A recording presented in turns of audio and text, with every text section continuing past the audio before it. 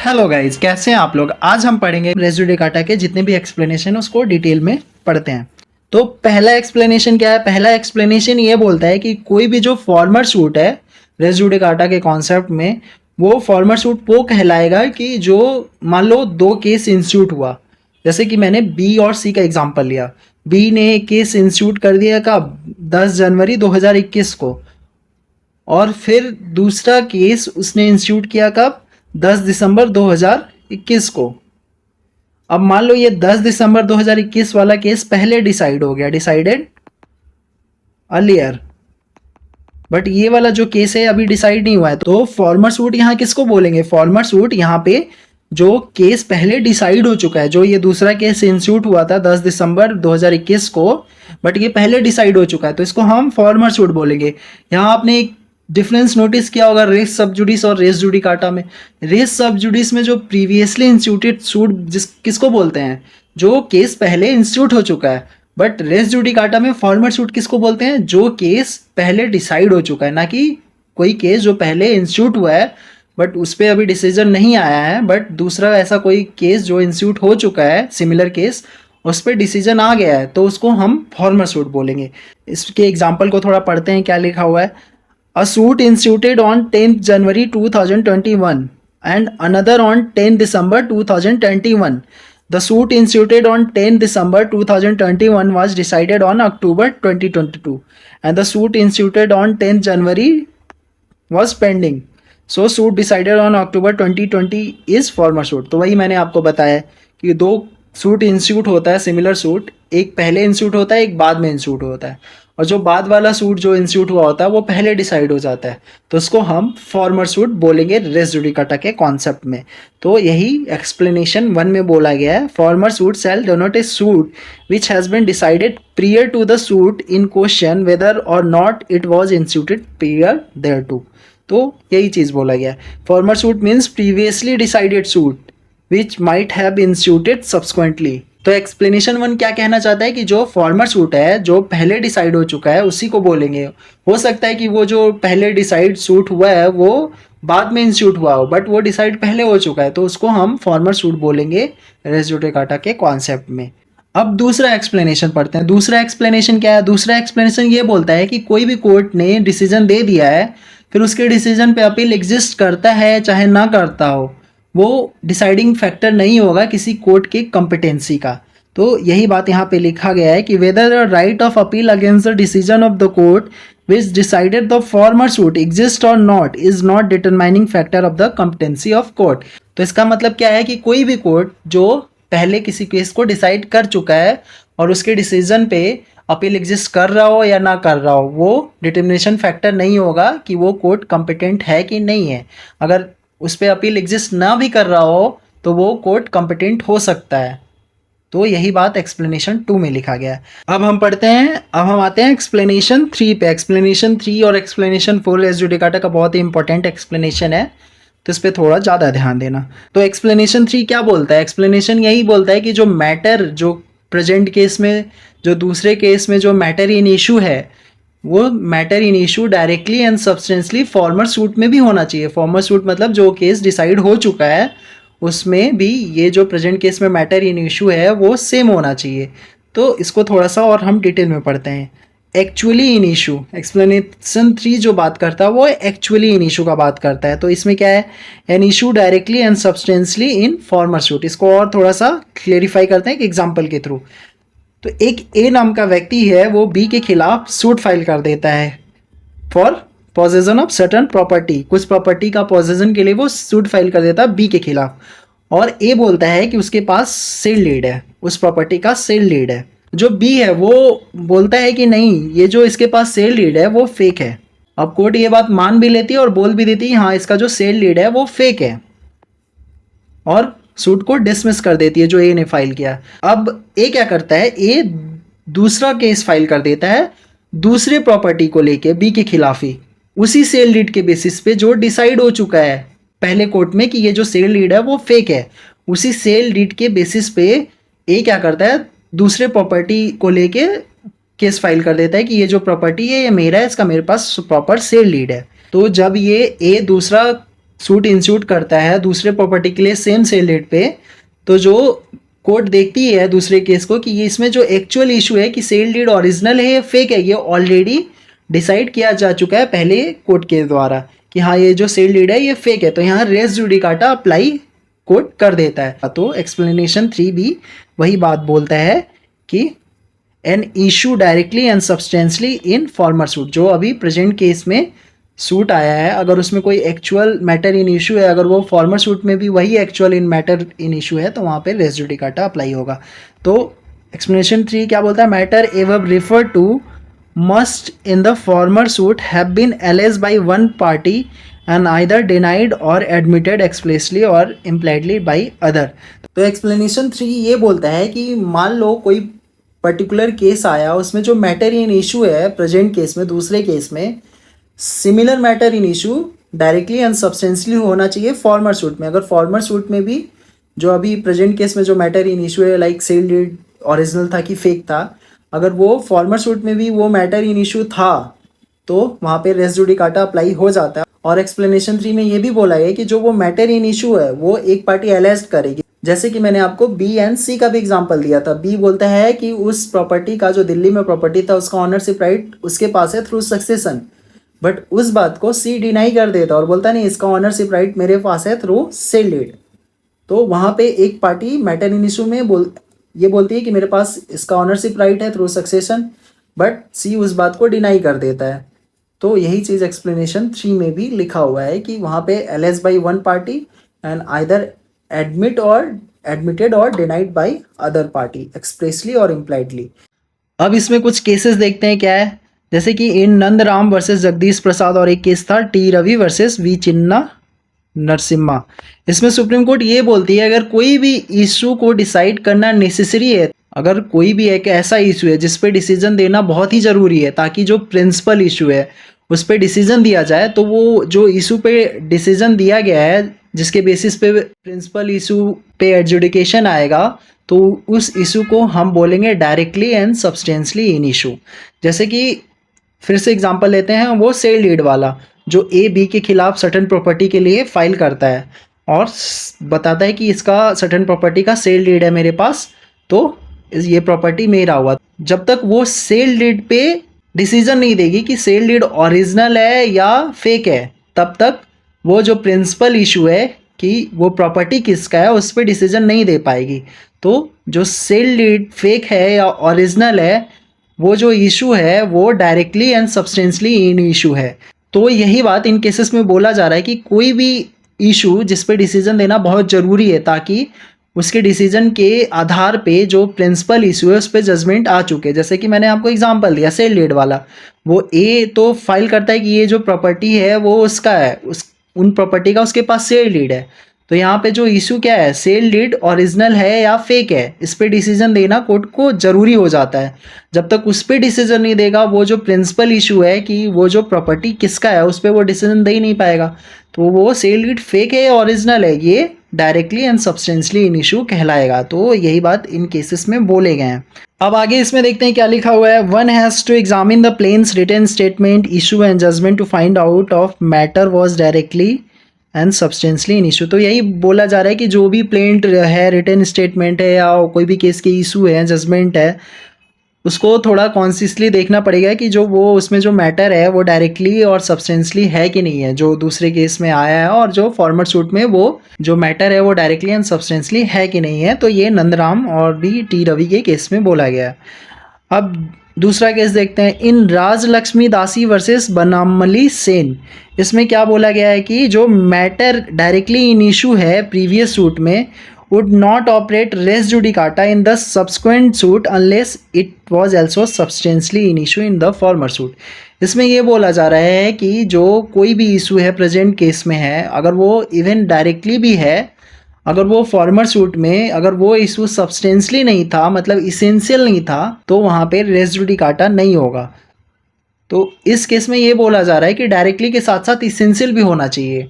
अब जैसे मैंने सेल डीड वाला एग्जांपल आपको दिया, तो सेल डीड क्या था, सेल डीड वाला जो दूसरे केस में ए ने जो दूसरा केस फाइल किया था दूसरे प्रॉपर्टी के लिए, उस सेल डीड के बेसिस पे, तो सेल डीड ओरिजिनल है या फेक है ये जानना दोनों केसेस में बहुत ज़रूरी है। मतलब दूसरे केस में तो जरूरी है ही, अलग बात है वहाँ रेस जुडिकाटा अप्लाई हो जाता है, बट जो फॉर्मर सूट में वो जो मैटर इन इशू था वहाँ पे क्या था कि सेल डेट फेक है ओरिजिनल है, इस बात को जानना बहुत ज़्यादा ज़रूरी था, तभी जाके वो प्रॉपर्टी किसका है उस पर डिसीजन आ सकता था। तो यहाँ पे जो सेल डेट था वो सब्सटेंसली इन इशू भी था। तो यही बात राज लक्ष्मी दासी केस में बोला गया है कि कोई भी जो इशू हो डायरेक्टली के साथ साथ सब्सटेंसली इन इशू होना चाहिए फॉर्मर सूट में, तब जाके रेस जुडिकाटा अप्लाई होगा, वरना नहीं होगा। अब आगे एक और केस देखते हैं, इन पवन कुमार वर्सेस रोची राम। इसमें क्या है कि एक ए नाम का व्यक्ति होता है, वो जाता है बी के खिलाफ सूट फाइल कर देता है for the possession of certain property. तो ये केस डिसमिस हो जाता है, ए को वो प्रॉपर्टी नहीं मिलता है। बट जो बी है वो बोलता है कोर्ट को कि ये जो ए है इस प्रॉपर्टी का रियल ऑनर नहीं है, बट कोर्ट इस बात को नहीं मानती है और कोर्ट डिसीजन दे देती है कि यही इस प्रॉपर्टी का रियल ऑनर है। अलग बात है कि ए को वो प्रॉपर्टी नहीं मिलता है।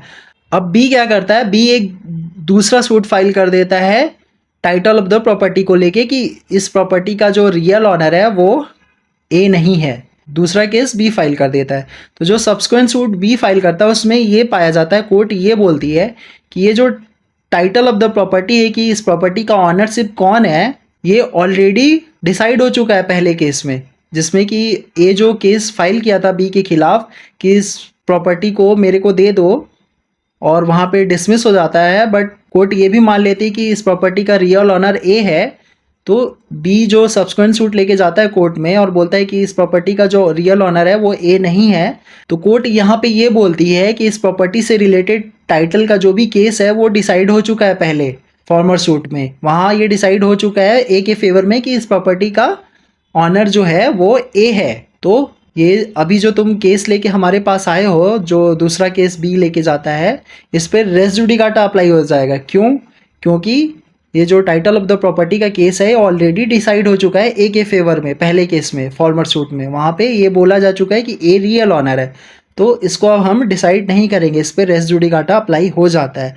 तो यही पवन कुमार वर्सेस रोची राम में बोला गया है। तो इसमें क्या बोला गया, A suit was filed by A against B for the possession, it was dismissed but the court did not accept the contention of B that A was not the real owner of the suit property.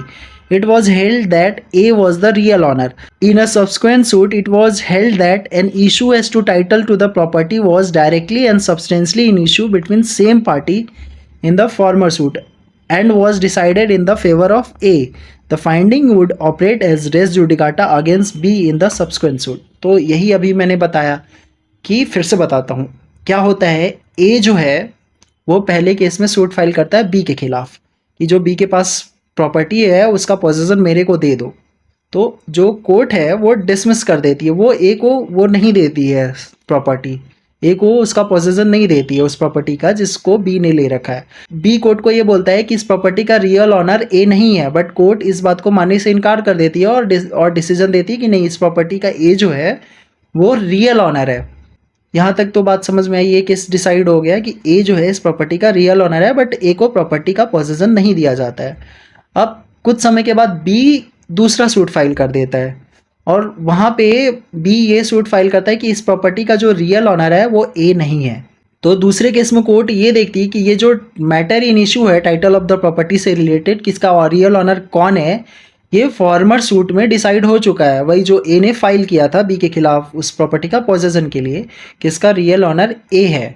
तो court बोलती है कि ये already decide हो चुका है, ये matter in issue जो अभी इस केस में है, ये matter in issue farmer suit में भी था और वो डिसाइड हो चुका है। तो हाँ, यहाँ पे रेस जुडिकाटा अप्लाई हो जाता है। तो ये रहा एक्सप्लेनेशन 3 का कॉन्सेप्ट। एक्सप्लेनेशन 3 जो है उसको हम बोलते हैं एक्चुअली इन इशू। अब आगे आते हैं हम एक्सप्लेनेशन 4 पे। एक्सप्लेनेशन 4 को हम बोलते हैं कंस्ट्रक्टिवली इन इशू। कंस्ट्रक्टिवली इन इशू का क्या मतलब है कि कोई भी मैटर को हम किसी केस में बोल सकते थे डिफेंस या अटैक के लिए, बट हमने उस मैटर का वहाँ जिक्र ही नहीं किया जो किया जा सकता था डिफेंस या अटैक के लिए। तो वहाँ भी रेस जुडिकाटा अप्लाई हो जाता है। अगर कोई केस डिसाइड हो चुका है, फिर हम दूसरा केस फाइल करते हैं और वहाँ पे कोई मैटर है जो कि हम पहले केस में बोल सकते थे अटैक या डिफेंस के लिए, बट वहाँ पे हमने इस बात को नहीं बोला, तो भी वहाँ पे रेस जुडिकाटा अप्लाई हो जाता है ताकि मल्टीपल प्रोसीडिंग ना हो सेम केस के लिए। तो यही बात एक्सप्लेनेशन 4 में बोला गया है। इसको आगे हम डिटेल में पढ़ते हैं। एक्सप्लेनेशन 4 क्या है भाई? Any matter which might and ought to have been made ground of defence or attack in such former suit, जो अभी मैंने आपको बताया। अब इस कंस्ट्रक्टिवली रेस जुडिकाटा को हम एग्जाम्पल के थ्रू समझते हैं। तो इसमें एग्जाम्पल क्या है? एक ए नाम का व्यक्ति होता है, वो बी को कुछ सामान बेचता है और बी उसका पैसा नहीं देता उसको, तो ए बी के खिलाफ सूट फाइल कर देता है कि ये जो बी को मैंने सामान बेचा है इसका पैसा दिलवा दो। Recovery of money toward sale of goods by A to B. अब ये जो केस फाइल करता है ए, इस पर डिक्री भी आ जाता है और ए को पैसा भी मिल जाता है, एग्जीक्यूशन प्रोसीडिंग हो जाता है उस डिक्री का, और ए को उसका पैसा भी मिल जाता है। अब यहाँ तक तो बात समझ में आई। अब कुछ दिनों बाद ए क्या करता है? ए जो वो सामान बेचा था बी को और उसका जो पैसा नहीं मिला था, वो फिर से कोर्ट में केस फाइल कर देता है कि इसका जो इसने पैसा नहीं दिया था, इसका मुझे इंटरेस्ट नहीं मिला था, इतने दिन तक पैसा नहीं दिया, उसका इंटरेस्ट बनता है, उसका इंटरेस्ट भी मुझे दिलवा दो। बट यहाँ पे कोर्ट इस सूट को इंस्यूट नहीं होने देगी, यहाँ पे रेस जुडिकाटा अप्लाई हो जाएगा। क्यों? क्योंकि ये जो इंटरेस्ट वाला मैटर है, ये ए चाहता तो जो पहला केस में इसने सूट फाइल किया था बी के खिलाफ रिकवरी ऑफ मनी के लिए, वहाँ पे ये इंटरेस्ट वाला मुद्दा उठा सकता था कि रिकवरी ऑफ मनी के साथ साथ जो भी उसका सामान का प्राइस है उसके साथ साथ उसको इंटरेस्ट भी दिलवा दो। बट ए ने वैसा नहीं किया, तो जो दूसरा केस वो लेके जाएगा कोर्ट में, तो कोर्ट उस केस को इंस्यूट नहीं होने देगी, बोलेगी कि ये जो आप इंटरेस्ट वाला बात इस केस में लेके आए हो, ये जो फॉर्मर सूट था वहाँ आपने ये बात क्यों नहीं बोली? बोलना चाहिए था आपको कि ये जो फॉर्मर सूट में रिकवरी ऑफ मनी के लिए जो आपने सामान बेचा था, उसका जो प्राइस रिकवरी के लिए आपने सूट फाइल किया था, उसमें आपको इंटरेस्ट का जिक्र करना चाहिए था ना, आपने नहीं किया। तो अब हम मान लेते हैं कि आपने नहीं किया तो आपको नहीं चाहिए था इंटरेस्ट, तो हो गया बात ख़त्म। अब ये केस वापस से फाइल नहीं हो सकता। तो यही है एक्सप्लेनेशन 4 का मतलब। इसी को हम बोलते हैं कॉन्स्ट्रक्टिव रेस जुडिकाटा। अब एक और एग्जांपल देखते हैं। ए जो है वो बी के खिलाफ सूट फाइल कर देता है for the possession of some property on the basis of ownership. ए जो है वो बी के पास कोई प्रॉपर्टी होगी, तो ए जो है बी के अगेंस्ट में सूट फाइल कर देता है कि जो बी के पास प्रॉपर्टी है वो मेरा है, इसका ऑनर मैं हूँ। और ये जो सूट है ये डिसमिस हो जाता है, कोर्ट नहीं मानती है, कोर्ट बोलती है नहीं आप इसके ऑनर नहीं हो, तो ए को वो प्रॉपर्टी का पोजीशन कोर्ट नहीं देती है। अब ये फॉर्मर सूट जो पहले केस डिसाइड हो चुका है, इसमें ए को तो प्रॉपर्टी का पोजीशन नहीं मिलता, तो अब ए क्या करता है? ए उसी प्रॉपर्टी को लेके दूसरा केस फाइल कर देता है और बोलता है कि इस प्रॉपर्टी को मेरे को दे दो क्योंकि इस प्रॉपर्टी का मैं मॉर्टगेजी हूँ। तो कोर्ट क्या बोलती है? कोर्ट मना कर देती है, कोर्ट दूसरा केस को फाइल ही नहीं होने देती, बोलती कि ये जो आप मॉर्टगेजी का केस लेके आए हो मेरे को उल्लू बनाने के लिए, आप ये पहले में भी तो बोल सकते थे। आप पहले जो ये प्रॉपर्टी जो बी के पास है उसका पोजीशन लेने आए थे, आप बोल रहे थे कि इसका ऑनर आप हो दे दो। अब दूसरा केस आप लेके आ गए कि किसका आप मॉर्टगेजी हो, आप पोजीशन मांग रहे हो वही सेम प्रॉपर्टी का मॉर्टगेजी के बेसिस पे, उल्लू बना रहे हो मेरे को, तो हम इस केस को इंस्यूट नहीं करेंगे। फिर कोर्ट बोलती है मान लेते हैं हम ये कोर्ट इंस्यूट कर भी देते हैं, डिसीजन दे भी देते, तो आगे चल के आप फिर यही प्रॉपर्टी का केस लेके आ जाओगे, बोले हुए कि ये प्रॉपर्टी आपको दे दिया जाए क्योंकि इस पर आपको एडवर्स पोजीशन के थ्रू राइट है, तो आप ऐसी तो मेरे को उल्लू नहीं बना सकते हो, कोर्ट ये बात बोलती है, तो वो सूट फाइल नहीं करती है। तो कोर्ट यही बात बोलती है कि ये जो आप मॉर्टगेजी वाला कॉन्सेप्ट लेके आए हो, ये जो फॉर्मर सूट था उसमें ही आपको ये बात बोल देनी चाहिए थी, वहाँ आपने नहीं बोला तो बात ख़त्म, अब हम इस पर बार बार नहीं सुनवाई करेंगे। तो यहाँ पे रेस जुडिकाटा अप्लाई हो जाता है। तो यही एक्सप्लेनेशन 4 बोलता है। अब एक और एग्जाम्पल देखते हैं। मैं एग्जाम्पल इसलिए आपको ज़्यादा बता रहा हूँ ताकि जो कॉन्सेप्ट क्लियरिटी है वो अच्छे से क्लियर हो जाए, एग्जाम्पल से ही कॉन्सेप्ट ज़्यादा समझ में आते हैं। एक और एग्जाम्पल देखते हैं। इसमें क्या है? ए जो है वो बी के अगेंस्ट सूट फाइल कर देता है, क्यों? To recover damages for breach of contract. A B के खिलाफ सूट फाइल कर देता है फॉर द डैमेजेस, जो भी ब्रीच ऑफ कॉन्ट्रैक्ट से उसको डैमेजेस हुए है उस डैमेजेस को रिकवर करने के लिए ए बी के खिलाफ सूट फाइल कर देता है। तो जो कोर्ट है वो ए के फेवर में डिसीजन दे देती कि हाँ इसका ब्रीच ऑफ कॉन्ट्रैक्ट हुआ है, तो जो इसमें डैमेजेस हुए हैं वो ए रिकवर कर सकता है। तो अब बी क्या करती है? बी दूसरा केस लेके चली जाती है और बोलती है ये जो कॉन्ट्रैक्ट है इसको ख़त्म कर दिया जाए क्योंकि ये जो एग्रीमेंट दोनों पार्टीज के बीच में है वो प्रॉपरली नहीं है। तो जो ये सब्सिक्वेंट सूट बी फाइल करती है, इसमें कोर्ट ये बोलती है कि ये जो आप दूसरा इशू लेके आ गए हो कि इस कॉन्ट्रैक्ट को जो आपके और ए के बीच में हुआ था उसको रिसिंड कर दिया जाए, क्योंकि जो आप और ए के बीच में जो भी एग्रीमेंट हुआ था वो फुल्ली तरीके से रिप्रेजेंट नहीं हुआ था। तो ये बात आप पहले जो फॉर्मर सूट में डिसीजन आया था ए के फेवर में वहाँ भी उठा सकते थे, बट आपने नहीं उठाया, तो यहाँ पे रेस जुडिकाटा लग जाएगा। हम बार बार इस केस को नहीं सुनेंगे। ये रहा कुछ एक्सप्लेनेशन 4 के एग्जाम्पल। आई होप आपको ज़्यादा अच्छे से समझ में आए होंगे। तो कंस्ट्रक्टिव रेस जुडिकाटा किसे बोलते हैं? If a plea could have been taken by party in a proceeding between him and his opponent, he should not be permitted to take that plea against the same party in a subsequent proceeding with respect to the same subject matter. तो अभी जो मैंने example दिया है कि कोई भी matter को लेके अगर हम फॉर्मर सूट में उस बात को बोल सकते थे, उसको डिफेंस या अटैक में यूज कर सकते थे, बट नहीं किया। जैसे कि अभी मैंने एग्जांपल दिया कि सेल ऑफ गुड का जो उसमें पैसा लेने आया था ए, बट वो पैसा तो ले लिया, इंटरेस्ट नहीं मांगा। वो वहाँ इंटरेस्ट मांग सकता था बट नहीं मांगा, दूसरा सूट फाइल किया, तो वहाँ रेस जुडिकाटा अप्लाई हो जाएगा। तो कॉन्स्ट्रक्टिव रेस जुडिकाटा हो गया। इसमें कुछ केसेस हैं, आप इसको एक बार रिसर्च कर लेना। देखो मैंने रेस सब जुडिस में ना जो केसेस के फैक्ट्स हैं वो थोड़ा डिटेल में बताए हैं, बट इसमें मैं केसेस के फैक्ट्स ज़्यादा डिटेल में नहीं जाऊँगा। मैं चाहता हूँ आप रिसर्च करो इस पर, ताकि आपका दिमाग खुले। आप जितना ज़्यादा इस पर रिसर्च करोगे आपको ये टॉपिक ज़्यादा समझ में आएगा। तो ये केसेस मैंने कुछ लिखे हैं, इस पर आप थोड़ा रिसर्च करना, इसके फैक्ट्स जजमेंट को रिसर्च करना। अब कंस्ट्रक्टिव रेस जुडिकाटा से रिलेटेड एक केस देखते हैं। In state of UP versus Nawab Hussain 1977 का केस है। इसमें क्या होता है, एक ए नाम का व्यक्ति रहता है, वो सब इंस्पेक्टर रहते हैं पुलिस में, और वो डिसमिस कर दिए जाते हैं। किसके द्वारा? डीआईजी के द्वारा। वो जो ए नाम के व्यक्ति हैं वो डिसमिस कर दिए जाते हैं डीआईजी के द्वारा। अब ये जो ए है ये कोर्ट में चले जाते हैं और ये बोलते हैं कि ये जो डिसमिसल है ये गलत है, क्योंकि ए को अपॉर्चुनिटी ही नहीं दिया गया है, इनकी कोई बात ही नहीं सुनाई, इनको मतलब मौका ही नहीं मिला अपना पॉइंट रखने का, और ये कोर्ट इनके पिटिशन को डिसमिस कर देती है। तो जब सुप्रीम कोर्ट में अपील के पास ये केस आता है तो सुप्रीम कोर्ट ये बोलती है कि आपने जो फर्स्ट पिटिशन फाइल किया था वहाँ आपको ये बात बोल देना चाहिए था कि आप आईजी के द्वारा अपॉइंट हुए हो, डीआईजी के पास पावर नहीं है। बट जब केस डिसाइड हो गया तब आप दूसरा केस लेके आ रहे हो, फिर ऐसे तो आप तीसरा भी कोई मैटर इन इशू लेके आ जाओगे अगर हम आपके अगेंस्ट में डिसीजन दे दें तो यहाँ पे रेस जुडिकाटा अप्लाई हो जाएगा, क्योंकि आप ये बात फर्स्ट पिटिशन में बोल सकते थे कि आप आईजी के द्वारा अपॉइंट हुए हो, डीआईजी के पास पावर नहीं है, बट आपने नहीं बोला। तो यही एक्सप्लेनेशन 4 बोलता है। आई होप आपको एक्सप्लेनेशन 4 बहुत अच्छे से समझ में आया होगा। नहीं भी आया होगा एक्सप्लेनेशन 3 एंड 4 तो आप मेरे को टेलीग्राम पे डीएम कर सकते हैं अपने डाउट्स को।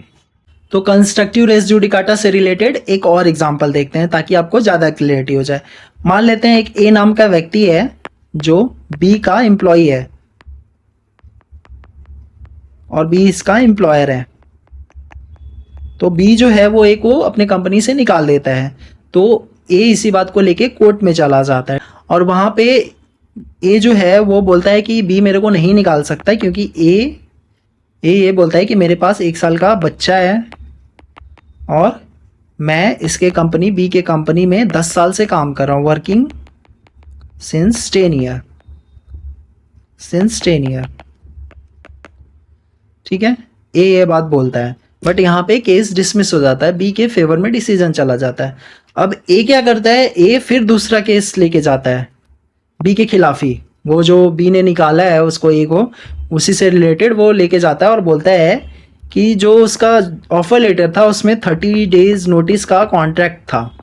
मतलब कि कॉन्ट्रैक्ट में लिखा था, ऑफर लेटर में लिखा था कि निकालने से पहले 30 दिन का नोटिस मिलेगा, बट यहाँ पे बी ने नोटिस नहीं दिया। तो कोर्ट क्या बोलेगी, कोर्ट ये दूसरे केस में बोलेगी ये जो आप 30 दिन वाला नोटिस का बात लेके आए हो, ये आप जब पहले केस फाइल किए थे तो वहाँ भी तो ये बात बोल सकते थे ना कि हाँ आपको निकालने से पहले 30 दिन का नोटिस देना चाहिए था बी को, बट आपने ये बात क्यों नहीं बोली वहाँ पे तो आप कुछ और ही बोल रहे थे, आपको ये बात बोलनी चाहिए थी। तो अब हम इस केस को आगे नहीं बढ़ाएंगे, अब यहाँ पे रेस जुडिकाटा अप्लाई हो जाएगा। तो इसी को कॉन्स्ट्रक्टिव रेस जुडिकाटा बोलते हैं। एक्सप्लेनेशन 4 यही बोलता है। तो इतना डिटेल में मैंने आपको एक्सप्लेनेशन 4 बताया, शायद ही कोई यूट्यूब चैनल पे आपको एक्सप्लेनेशन 4 का इतना डिटेल में एक्सप्लेनेशन मिला होगा। अगर मिला भी होगा तो अच्छी बात है, अगर फिर भी अगर आपको डाउट है तो आप मुझे डीएम कर सकते हो। अब हम एक्सप्लेनेशन 5 देखेंगे। एक्सप्लेनेशन 5 को समझने के लिए हम एक एग्जांपल लेते हैं। मान लो किसी ने एक सूट फाइल किया, मतलब सूट 1 मान लेते हैं। इसमें जो रिलीफ मांगा है किसी ने, वो क्या मांगा है सूट 1 में? किसी प्रॉपर्टी का पोजेशन मांगा है, ठीक है। फिर उसके बाद रेंट मांगा है, इंटरेस्ट मांगा है और अदर रिलीफ मांगा। कोई पर्सन मान लेते ए ने बी के खिलाफ सूट फाइल किया और ए बोलता है ये जो प्रॉपर्टी है ये रॉन्गफुल पोजेशन है, बी ने इसको रॉन्गफुल तरीके से इसका पोजेशन ले रखा है, तो इसका पोजेशन मेरे को दे दो। फिर इसका जो भी रेंट बनता था वो भी दे दो, उसके रेंट पे जो इंटरेस्ट लगता था वो भी दे दो, और भी जो अदर रिलीफ है वो भी दे दो। अब कोर्ट क्या करती है सूट 1 में, कोर्ट पोजेशन भी दे देती है ए को और रेंट भी दे देती है, ठीक है, ये दोनों दे देती है। बट कोर्ट इस दोनों पे कुछ बोलती ही नहीं है, ये भी नहीं बोलती कि हम आपको दे नहीं देंगे ये, ठीक है। यहाँ पे साइलेंट हो जाती है, कोर्ट यहाँ पे साइलेंट रहती है। अब ये जो ए है ये क्या करते हैं, एक दूसरा सूट लेके जाते हैं सेम केस का। ए जो पोजेशन मांगा था, प्रॉपर्टी का रेंट मांगा था, उनको तो मिल गया, बट उनको इंटरेस्ट और भी रिलीफ अदर नहीं मिला, तो वो वही सिमिलर प्रॉपर्टी का केस लेके जाते हैं, दूसरा केस लेके जाते हैं कोर्ट में और बोलते हैं इस प्रॉपर्टी का जो भी इंटरेस्ट है वो आप मेरे को दे दो और अदर रिलीफ दे दो जो मैंने पहले केस में मांगा था। तो कोर्ट क्या देखती है, कोर्ट बोलती है ये जो अभी आप मेरे पास केस लेके आए हो ना, ये आप पहले भी इस पर डिसीजन आ चुका है, मतलब फॉर्मर सूट में भी ये आपने मांगा था, बट वहाँ पे कोर्ट ने कुछ नहीं बोला था, साइलेंट था। तो इसका ये मतलब है अगर कोर्ट वहाँ पे साइलेंट है, आपको 4 रिलीफ में से 2 दे दे रही है और 2 पे साइलेंट है, तो इसका ये मतलब है कि कोर्ट आपको वो रिलीफ नहीं देना चाहती है, तो आप दोबारा उस रिलीफ को मांगने के लिए दूसरा केस फाइल नहीं कर सकते हो, तो यहाँ पे रेस जुडिकाटा अप्लाई होगा। तो यही बात एक्सप्लेनेशन 5 में बोला गया है। Any relief claimed in the plaint which is not expressly granted by decree shall for the purpose of this section be deemed to have been refused। तो क्या बोल रहा है ये एक्सप्लेनेशन 5 कि मान लो 4 रिलीफ आपने मांगा, पोजेशन, रेंट, इंटरेस्ट और कोई और रिलीफ, उसमें से कोर्ट ने 2 रिलीफ आपको एक्सप्रेसली बोल दिया कि ठीक है पोजेशन ले लो और रेंट ले लो, बट इंटरेस्ट पे और अलग रिलीफ जो भी मांगा उस पर कुछ भी नहीं बोलती है कोर्ट। तो मान लो कि उसने कोर्ट ने वो रिलीफ देने से आपको रिफ्यूज कर दिया, तो वो सिमिलर केस आप लेके नहीं आ सकते, तो वहाँ रेस जुडिकाटा अप्लाई हो जाएगा। अब हम एक्सप्लेनेशन 6 देखेंगे। एक्सप्लेनेशन 6 को पढ़ने के लिए एक एग्जांपल लेते हैं। मान लेते हैं एक ए है, ये कोई प्रॉपर्टी राइट से रिलेटेड केस फाइल करता है एक्स के खिलाफ। अब ए जो है ये बी सी डी ई का रिप्रेजेंटेटिव है, ए है बी सी डी ई का रिप्रेजेंटेटिव है। अब ए बी सी डी ई से पूछता है कि भाई मैं जो केस फाइल किया हूँ एक्स के खिलाफ, उसमें तुम लोगों का भी राइट इन्वॉल्व है, तो बताओ तुम्हारे बिहाफ पे भी मैं केस फाइल कर रहा हूँ, कोई ऑब्जेक्शन तो नहीं है। तो ये जो बी सी डी ई है ये बोलते हैं नहीं, आप हमारे बिहाफ पे भी, जो हमारा राइट इन्वॉल्व है उसके बिहाफ पे भी आप केस फाइल कर दो एक्स के खिलाफ, हमको कोई ऑब्जेक्शन नहीं है। तो ये नो ऑब्जेक्शन बोल देते हैं। अब ए एक्स के खिलाफ उस प्रॉपर्टी राइट से रिलेटेड केस फाइल कर देता है और मान लेते हैं जो डिसीजन है वो एक्स के फेवर में आ जाता है।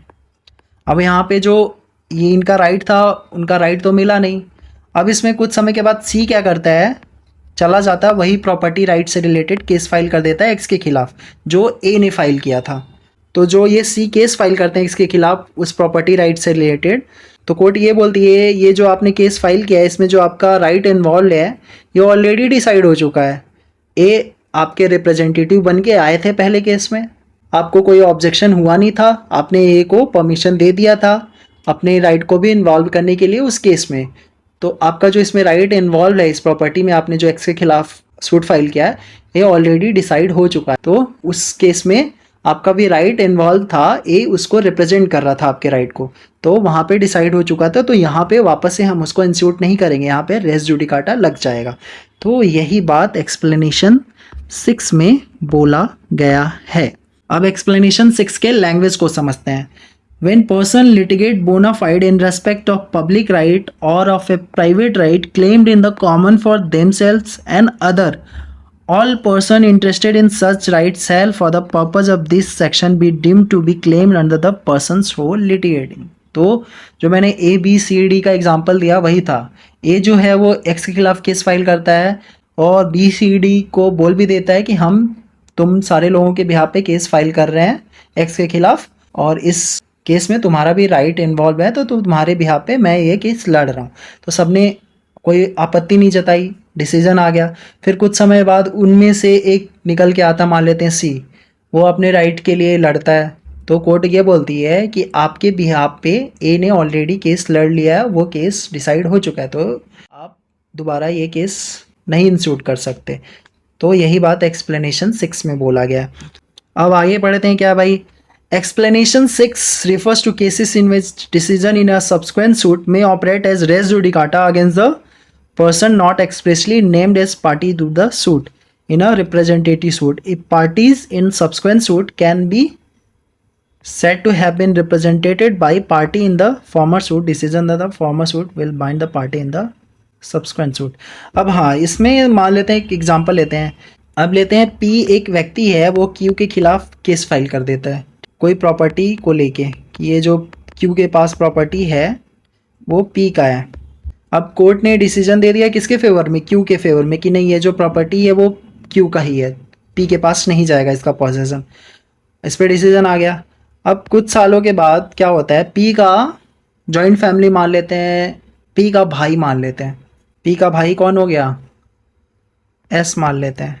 पी का भाई, पी ब्रदर, पी का भाई एस है। कुछ सालों के बाद ये फिर से केस फाइल कर देता है क्यू के खिलाफ और बोलता है ये जो प्रॉपर्टी है वो एस का है और इसका पोजेशन एस को दे दिया जाना चाहिए। तो कोर्ट क्या बोलेगी, ये जॉइंट फैमिली का केस है, कोर्ट क्या बोलेगी कि आपके भाई साहब ऑलरेडी आए थे और क्यू के खिलाफ केस फाइल किया उन्होंने और वो केस ऑलरेडी डिसाइड हो चुका है और आप उनके रिप्रेजेंटेटिव हो। एस दोबारा केस फाइल करता है बट वो जो पहले वाले केस में था उसका कहीं जिक्र नहीं होता है। जो पी ने क्यू के खिलाफ केस फाइल किया था, एस का कहीं भी उस केस में जिक्र नहीं होता, एक्सप्रेसली उसका कहीं भी नाम मेंशन नहीं है। बट जॉइंट फैमिली है तो एस उसका भाई है तो उसका रिप्रेजेंटेटिव हुआ, उस केस में भी तो उसका रिप्रेजेंटेटिव हुआ ना एस, क्योंकि जॉइंट फैमिली में उसका भाई है वो। तो जो एस दोबारा केस लेके आता है क्यू के खिलाफ उस प्रॉपर्टी को लेके, तो कोर्ट बोलता है कि आपके भाई साहब ऑलरेडी आके ये केस फाइल कर चुके हैं, उस पर डिसीजन आ चुका है, भले ही आप वहाँ पे आपका नाम नहीं था बट आप उस केस के रिप्रेजेंटेटिव भी थे, तो यहाँ पे रेस जुडिकाटा अप्लाई हो जाएगा, रेस जुडिकाटा अप्लाई हो जाएगा। तो यही बात एक्सप्लेनेशन 6 में बोला गया। अब एक्सप्लेनेशन 6 में केस देखते हैं, कुंजमन वर्सेस जगन्नाथ। इसमें क्या है, इसमें ये बोलती है कि कोई भी मैनेजिंग मेंबर के द्वारा, जॉइंट फैमिली के मैनेजिंग मेंबर के द्वारा कोई भी सूट लाया गया और वो डिसमिस हो गया, फिर वही केस सब्सिक्वेंटली लाया जाता है किसी जूनियर मेंबर के द्वारा और वो जूनियर मेंबर उस सूट में प्रो फॉर्मा डिफेंडेंट था, तो भी अगर वो सब्सिक्वेंट सूट लाया जाता है किसी जूनियर मेंबर के द्वारा तो वहाँ पे सब्सिक्वेंट सूट पे बार लग जाता है, वहाँ रेस जुडिकाटा अप्लाई हो जाता है। प्रो फॉर्मा डिफेंडेंट वो होते हैं कि उनको एज डिफेंडेंट तो बनाया जाता है बट उनके अगेंस्ट में कोई रिलीफ क्लेम नहीं करती है पार्टी, तो प्रो फार्मा डिफेंडेंट इसी को बोलते हैं। बट आगे चल के इस प्रो फार्मा डिफेंडेंट के कॉन्सेप्ट को ज़्यादा डिटेल में पढ़ेंगे। तो ये रहा एक्सप्लेनेशन 6। हाँ, आगे देखते हैं, एक और बात जान लेते हैं कि अगर कोई भी पार्टी जो है वो जो भी उसका राइट है वो सिर्फ अपने लिए क्लेम कर रही है किसी केस में और किसी के लिए नहीं क्लेम कर रही है, भले ही उसका जो राइट है वो कॉमन टू अदर पीपुल है। जैसे कि ए बी सी डी वाला एग्जांपल दिया था, मान लेते हैं ए जो है वो एक्स के खिलाफ केस फाइल किया था बट ए जो है वो सिर्फ अपने लिए केस फाइल किया था, वो बी सी डी को कुछ बोलता भी नहीं है, वो बोलता भी नहीं कि हम तुम्हारे लिए केस फाइल करेंगे, वो सिर्फ अपने राइट के लिए कर रहा है। तो जो बी सी डी का भले ही जो राइट है वो ए के साथ कॉमन है एक्स के खिलाफ, बट फिर भी वो जो ए है सिर्फ अपने लिए केस फाइल किया था, अपने राइट के लिए केस फाइल किया था, बी सी डी राइट के लिए नहीं केस फाइल किया था, उनको रिप्रेजेंट नहीं किया था, उनके बिहाफ पे केस फाइल नहीं किया था। तो अगर बी सी डी में से अगर कोई भी बंदा वापस से केस फाइल करता है एक्स पे तो वहाँ पे रेस जुडिकाटा अप्लाई नहीं होगा। हाँ, बट अगर ए उनके बिहाफ पे भी केस फाइल किया है एक्स के खिलाफ तो वहाँ रेस जुडिकाटा अप्लाई हो जाएगा। अब एक और एग्जाम्पल ले लेते हैं ज़्यादा क्लियरिटी के लिए एक्सप्लेनेशन 6 का। मान लेते हैं एक ट्रस्ट का एग्जांपल ले लेते हैं। मान लेते हैं ट्रस्ट में बहुत सारे लोग होते हैं, राम है प्लस 10 लोग और हैं। अब एक रमेश नाम का व्यक्ति है अब इसमें क्या है, राम 10 लोगों के साथ हैं। अब ये राम है, ये ट्रस्ट का केस लेके जाते हैं और रमेश के खिलाफ फाइल कर देते हैं।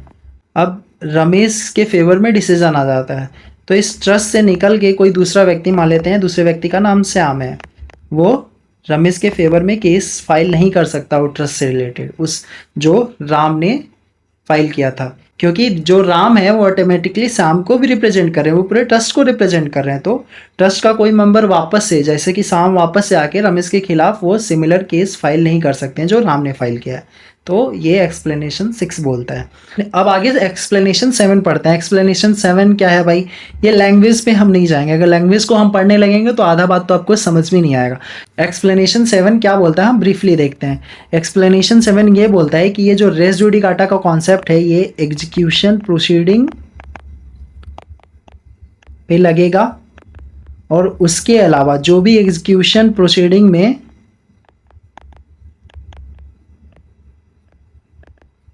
क्वेश्चन रेज्ड होंगे उस पे भी ये रेस जुडिकाटा अप्लाई होगा।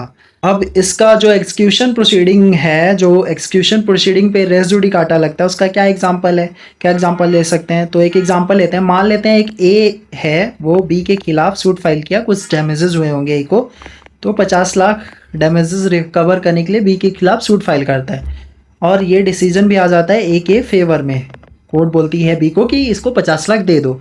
अब ए 2 साल के बाद क्या करते हैं, कोर्ट चले जाते हैं एग्जीक्यूशन प्रोसीडिंग के लिए। बोलते हैं ए बोलते हैं कोर्ट को कि ये जो आपने डिक्री दिया था 50 लाख मेरे फेवर में, बी ने उसको अभी तक पे नहीं किया, आप बी के प्रॉपर्टी का अटैचमेंट कर लें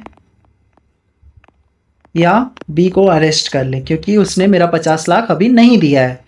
अब जो बी है वो कोर्ट को ये बताती है कि नहीं, वो जो ऑलरेडी 50 लाख ए को पे कर दिया है, तो जो बी है वो कोर्ट को बता देती है कि मैंने जो 50 लाख था वो ए को दे दिया है। तो यहाँ तक तो बात समझ में आई। अब कुछ सालों के बाद ए क्या करते हैं, फिर से चले जाते हैं कोर्ट में और बी के खिलाफ एग्जीक्यूशन प्रोसीडिंग के लिए केस करते हैं, मतलब कोर्ट में जाते हैं एग्जीक्यूशन प्रोसीडिंग के लिए बी के खिलाफ वापस से 2 साल के बाद, और कोर्ट को ये बोलते हैं कि बी ने मेरा पैसा अभी तक नहीं दिया है, आप इसके प्रॉपर्टी को अटैच कर लो या इसको अरेस्ट कर लो। तो कोर्ट ये बोलती है कि ये जो एग्जीक्यूशन प्रोसीडिंग के लिए आप आए हो, ये ऑलरेडी एक बार आप आ चुके हो ये एग्जीक्यूशन प्रोसीडिंग को लेके, ठीक है, और वहाँ पे बी ने बोला था आपको पे कर दिया है, तो वापस से हम इस पे बात नहीं करेंगे, वापस से हम इसको नहीं लेंगे अपने अंडर। तो यहाँ पे रेस जुडिकाटा अप्लाई हो जाता है। तो यही बात एक्सप्लेनेशन 7 में दिया गया है। अब एक केस पढ़ते हैं, इन मोहनलाल गोयनका वर्सेस बिनोय कृष्णा। इसमें सुप्रीम कोर्ट क्या बोलती है, principle of constructive res judicata is applicable to execution proceeding also by virtue of explanation 7 to section 11 the provision of section 11 applied to execution proceeding. This was amended by act 104 of 1976। तो ये Mohanlal Goenka versus Vinoy Krishna में court क्या बोलती है, जो constructive res judicata भी apply होगा execution proceeding पे, सेक्शन 11 एक्सप्लेनेशन 7 के आधार पे एग्जीक्यूशन प्रोसीडिंग पे कंस्ट्रक्टिव रेस जुडिकाटा भी अप्लाई होगा। और ये कौन से अमेंडमेंट ऐड किया गया था, एक्ट 104 ऑफ 1976 अमेंडमेंट में। तो ये जो एग्जांपल है ये मैंने आपको अभी जस्ट बताया कि ए ने बी के खिलाफ सूट फाइल किया, ए के फेवर में डिक्री आ गया, उसको 50 लाख मिला, एग्जीक्यूशन प्रोसीडिंग में वापस से ए जाता है और बोलता है कि बी को अरेस्ट करो या उसके प्रॉपर्टी को अटैच करो क्योंकि वो अभी तक 50 लाख नहीं दिया है। बी प्रूफ कर देता है कि वो ऑलरेडी पे कर दिया है ए को, तो यहाँ तक तो बात खत्म हो जाती है। फिर ए क्या करता है, कुछ सालों के बाद जाता है, 2 साल के बाद फिर से जाता है कोर्ट के पास जाता है एग्जीक्यूशन प्रोसीडिंग, बोलता है वापस से कि बी ने अभी तक मेरा पैसा नहीं दिया, इसके प्रॉपर्टी को अटैच करो या इसको अरेस्ट करो।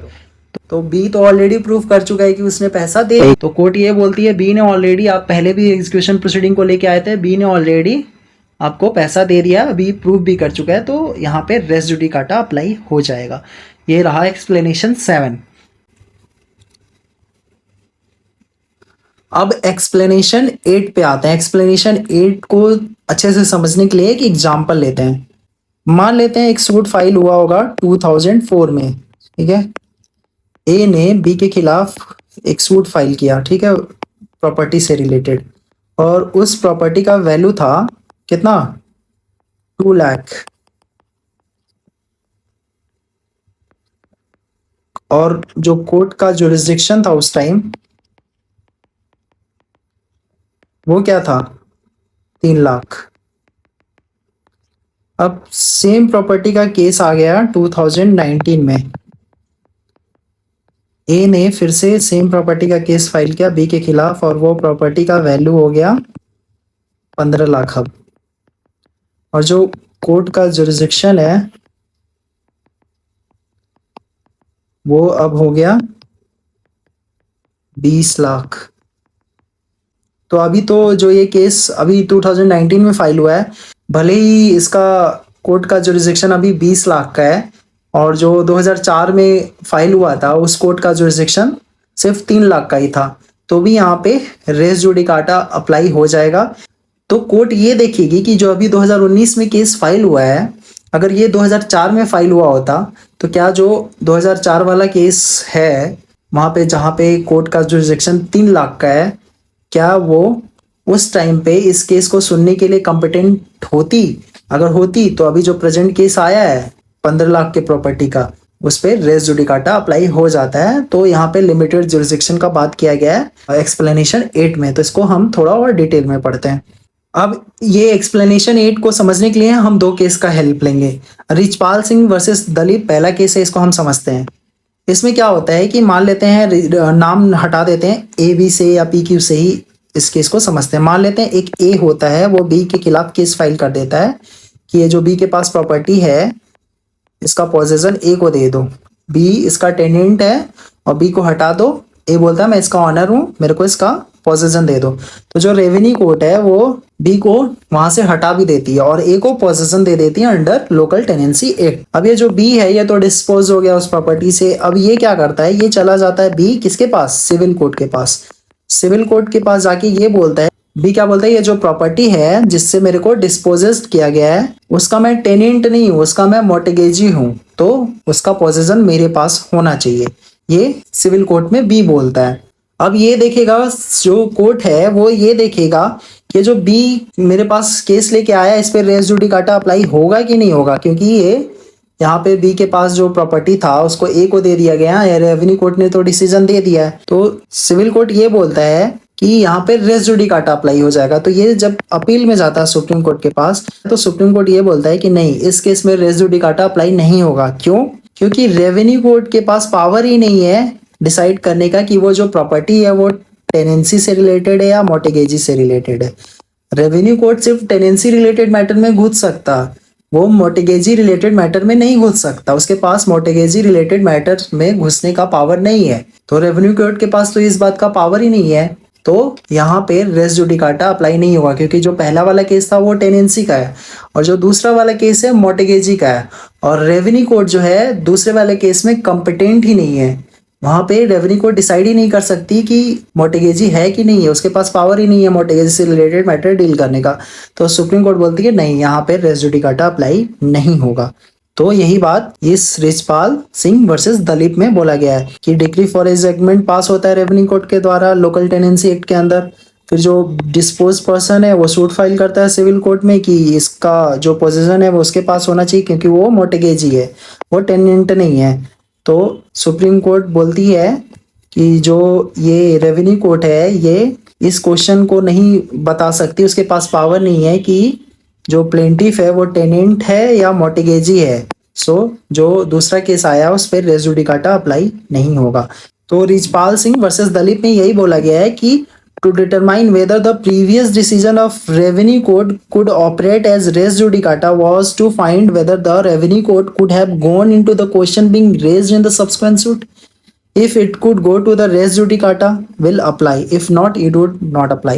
तो यही इसमें बोला गया है कि अगर रेवेन्यू कोर्ट जो दूसरा वाला केस फाइल हुआ है जो उसमें क्वेश्चंस रेज्ड हुआ है, अगर रेवेन्यू कोर्ट उस क्वेश्चन को सुनने के लिए कॉम्पिटेंट है तो वहां पे रेस जुडिकाटा अप्लाई हो जाएगा। अगर रेवेन्यू कोर्ट दूसरे केस के क्वेश्चन को सुनने के लिए कॉम्पिटेंट नहीं है तो वहां रेस जुडिकाटा अप्लाई नहीं होगा। ये रिचपाल सिंह वर्सेस दलीप में बोला गया है।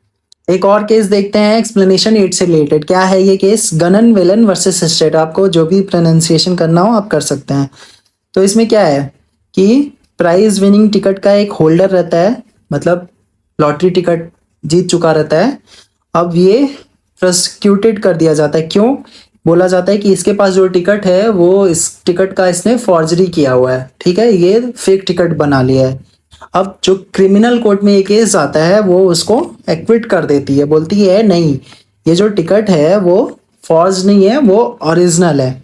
अब कुछ टाइम के बाद जो ये लॉटरी विनर का जो टिकट है ये क्या करता है, ये पिटिशन फाइल करता है कि जो भी उसका प्राइस था उस टिकट का उसको मिला नहीं है, वो मतलब लॉटरी टिकट का जो भी अमाउंट था, विनिंग अमाउंट था, उसको नहीं मिला। वो विनिंग अमाउंट को क्लेम करने के लिए दूसरा पिटिशन फाइल करता है सिविल कोर्ट में। अब इसमें कोर्ट ये देखती है कि जो इशू था, issue was whether the decision of the criminal court was conclusive in respect of the genuineness of ticket. एक पहला इशू आता है। तो इसमें जो पहला इशू आता है ये बोला जाता है कि जो क्रिमिनल कोर्ट ने डिसीजन दिया था कि ये टिकट जेन्युइन है कि नहीं है, क्या वो कंक्लूसिव होगा इस केस में।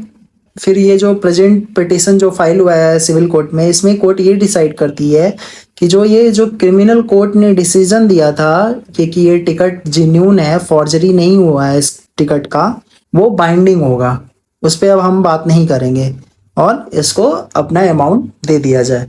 हम इस पे अब बात नहीं करेंगे, यहाँ पे रेस जुडिकाटा लग जाएगा किस मैटर से रिलेटेड, कि इसका टिकट ओरिजिनल है या फेक है, तो यहाँ रेस जुडिकाटा अप्लाई होगा। दो, जो क्रिमिनल कोर्ट है उसका लिमिटेड जुरिसडिक्शन है, वो उसका बस जुरिसडिक्शन क्या है, वहां पे उसका बस जुरिसडिक्शन ये है कि टिकट का फॉर्जरी हुआ है कि नहीं हुआ देखना, और जो लॉटरी टिकट विनर है उसको पनिशमेंट देना। बट जो उसका प्राइस अमाउंट था क्रिमिनल कोर्ट उस पर डिसीजन नहीं दे सकती। बट फिर भी यहाँ पे केस आता है तो कोर्ट ये बोलती है कि जो क्रिमिनल कोर्ट ने डिसीजन दिया है इसके टिकट का जेन्युइन होने का, वो यहाँ अप्लीकेबल होगा, इस पर रेस जुडिकाटा लग जाएगा। तो यही बात एक्सप्लेनेशन 8 में बोला गया है। तो एक्सप्लेनेशन 8 को हमने समझा केसेस से, रेवेन्यू और लॉटरी टिकट वाले केसेस से, और उसके बाद एग्जांपल से समझा वो प्रॉपर्टी का जो वैल्यू था पहले 2004 में कुछ और था, 2019 में और हो गया कुछ। तो इन सारे एग्जांपल और केसेस से हमने एक्सप्लेनेशन 8 को समझा। अब एक्सप्लेनेशन 8 के बैरेक्ट को हम थोड़ा पढ़ते हैं क्या लिखा हुआ है इसमें। An issue heard and finally decided by court of limited jurisdiction competent to decide such issues shall operate as res judicata in a subsequent suit। इसमें ये बोलना चाहता है कि कोई भी लिमिटेड जुरिसडिक्शन का कोई कोर्ट है, उसके द्वारा अगर कोई इशू डिसाइड हो चुका है और वो कोर्ट लिमिटेड जुरिसडिक्शन का जो भी कोर्ट है जिसने उस इशू पे डिसीजन अपना दिया, अगर वो लिमिटेड जुरिसडिक्शन वाला कोर्ट उस इशू को सुनने में कॉम्पिटेंट है तो उसके डिसीजन पे रेस जुडिकाटा लग जाएगा अगर वो सिमिलर इशू किसी सब्सिक्वेंट सूट में पाया जाता है। तो अब इसके आगे क्या लिखा है, despite the fact that such court of limited jurisdiction was not competent to try such subsequent suit or the suit in which such issue has been substantially raised. तो इसमें आगे ये बोलता है कि उसके जो भी लिमिटेड कोर्ट का जुरिसडिक्शन ने अगर किसी इशू पे डिसीजन दिया है तो उस पर रेस जुडिकाटा लग जाएगा सब्सिक्वेंट सूट में। इवन वो जो कोर्ट ऑफ लिमिटेड जुरिसडिक्शन है वो सब्सिक्वेंट सूट को सुनने में अगर कॉम्पिटेंट नहीं भी है, अगर पूरे सूट को वो सुनने में कॉम्पिटेंट नहीं है और पूरे सूट में कोई भी एक इशू है उसको सुनने में वो कॉम्पिटेंट नहीं है, बट जो कोर्ट ऑफ लिमिटेड जुरिसडिक्शन ने जो किसी इशू पे पर्टिकुलर इशू पे अपना डिसीजन दिया, अगर वो इशू को सुनने में कॉम्पिटेंट है वो, तो वहाँ पे जो इशू पे डिसीजन दिया गया उस पर रेस जुडिकाटा लग जाएगा सब्सिक्वेंट सूट में। जैसे कि मैंने आपको एग्जांपल दिया लॉटरी टिकट वाला, उसमें क्या था, जो क्रिमिनल कोर्ट था वो ये बताने में कॉम्पिटेंट था कि जो लॉटरी टिकट है वो जेन्युइन है या फेक है।